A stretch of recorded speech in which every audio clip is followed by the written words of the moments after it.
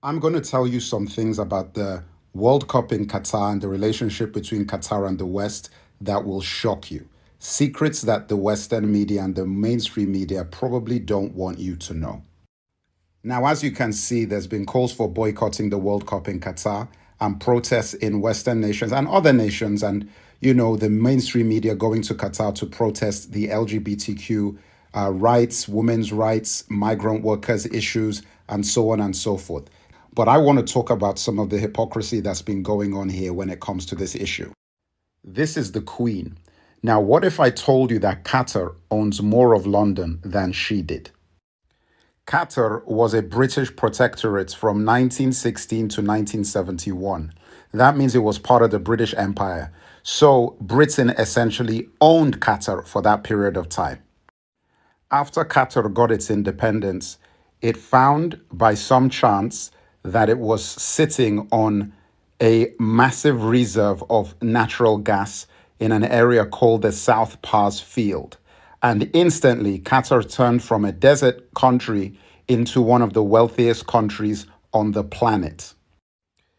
This is the former Prime Minister of Qatar, HBJ, and this is the Queen chatting, having a chin wag.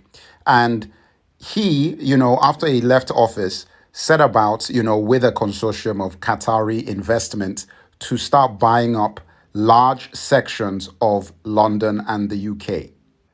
Some of the properties that Qatar owns in London include the Shard, one of the most iconic buildings in the capital, which they built for £2 billion in 2012. A major stake in Barclays Bank of £4 billion in exchange for a 322 million cash investment after the 2008 collapse so that Barclays wouldn't have to get a bailout from the government. A 22% stake in Sainsbury's, one of the main grocery stores in England. 20% of British Airways, the national airline of Britain. 20% of Heathrow, one of the main international airports in England. They own Harrods. They own the Ritz, Claridge's, the Connaught, the Savoy, and in total 4,000 land titles and a land mass equivalent to 1.5 times the size of Hyde Park, one of the biggest parks in London.